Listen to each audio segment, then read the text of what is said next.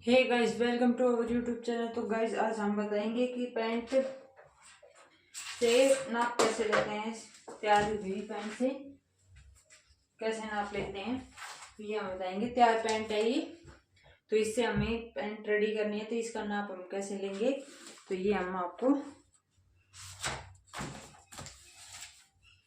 अब सबसे पहले हमें एक कॉपी ले लेनी है, उस पर हमें नाप लिख लेना है। सबसे पहले लिखेंगे हम कमर, फिर लिखेंगे हम हिप, और जो फिर क्रोच एरिया है, जो इसका ये वाला हिस्सा होता है, ये वाला, ये क्रोच एरिया, और फिर सबसे नीचे मोहरी और पैंट की लंबाई। ठीक है गाइस, ये हम पहले अपने कॉपी में लिख लेंगे। उसके बाद अब हम इसकी नाप लेते हैं। तो जी, जो पैंट की लंबाई नापनी है, ये बैक पार्ट से नहीं नापनी है आपको। मतलब बैक वाला जो हिस्सा है ये हमेशा थोड़ा सा एक्स्ट्रा होता है, क्योंकि जब हम बैठते हैं तो हमारा आसन नीचे की तरफ ज्यादा चला जाता है, बैठते हैं तब पीछे वाला, तो इस वजह से ये वाला जो बैक पार्ट है वो ज्यादा लिया जाता है। तो लंबाई हमें नापनी है इसकी फ्रंट पैनल से, इस वाले पैनल से जहां पर बेल्ट लगी है। तो यहाँ से हम बिल्कुल आराम से, और नहीं कपड़े को खींचना है ज्यादा और ना ही कपड़े को ज्यादा नहीं खींचना है, बिल्कुल एक्यूरेट रखना है हमें। अब इसकी लंबाई है 35.5, मतलब तो ये हम भाई 35 मान लेंगे, थोड़ी सी, या 34.5। तो इनकी हो सकता है मतलब धोने के बाद थोड़ी बहुत श्रिंक हो गई हो कपड़ा, तो ये हम 35 मान के इसकी लंबाई पैंट की लिख लेते हैं, 35। अब हमें इसके बाद नापनी है इसकी कमर। जो इसकी कमर है, अब देखिए, अब इलास्टिक के अकॉर्डिंग तो कैसे लेंगे हम, या तो आप ऐसे बिल्कुल एक साथ रख के और इसकी ऐसी लंबाई नाप लीजिए। पैंट है इनकी 30.5,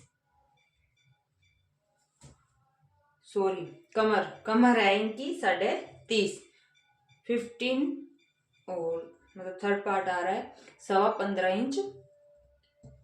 तो ये हो गई हमारे पास 30.5 इंच इसकी हो गई कमर।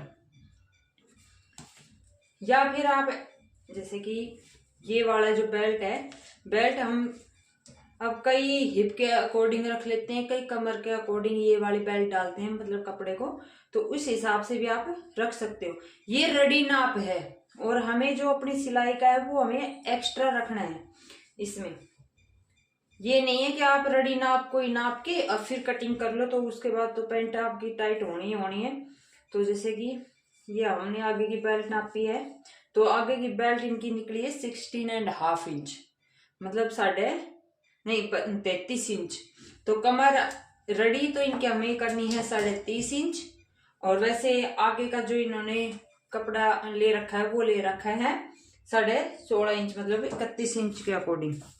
तो आप नहीं, 33 इंच के अकॉर्डिंग 16.5 का डबल हो गया 33 इंच। अब हमें क्रोच एरिया, इनका जो क्रोच एरिया है वो नाप लेना है। अब इनका क्रोच एरिया आ रहा है 12.25, वही है 24.5 इंच क्रोच एरिया। हम सारा अगले वाले पार्ट पे नापेंगे, जो भी नापना है आपको। आप या तो पैंट को उल्टी करके भी साइड से भी नाप सकते हो, या फिर सुल्टी साइड से भी। अगर आपसे मतलब आपको ये नहीं पता मार्जिन कितना देना है, तो आप उल्टी साइड करके पैंट को तब भी नाप सकते हो, और नहीं तो आप सुल्टी साइड से भी नाप सकते हो। अब हमें इनकी जो मोरी थी, वो मोरी है इनकी रेडी 7 इंच, तो हमें 14 इंची की इनकी मोरी रेडी करनी है। अब हिप के अकॉर्डिंग हमें कितना लेना है, अब हिप भी हमें यहीं से नापनी है, क्रोच एरिया के पास से ही। तो ये जी हमें ऐसे कर लेनी है पैंट को, और अब हमें इसके हिप के अकॉर्डिंग नाप लेना है।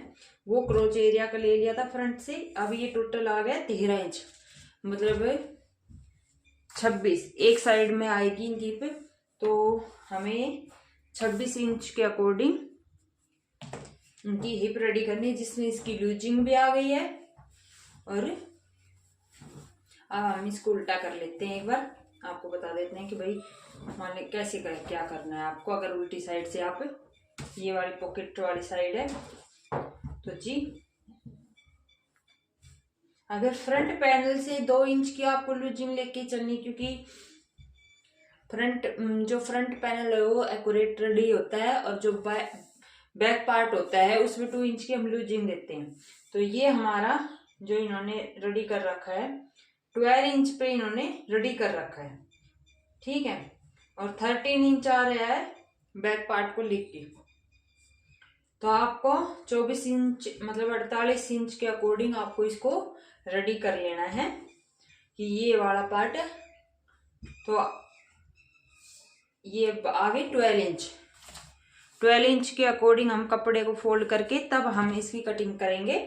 तो आई होप आपको समझ में आई होगी कि आप पैंट से कैसे नाप ले सकते हो, रेडी पैंट से।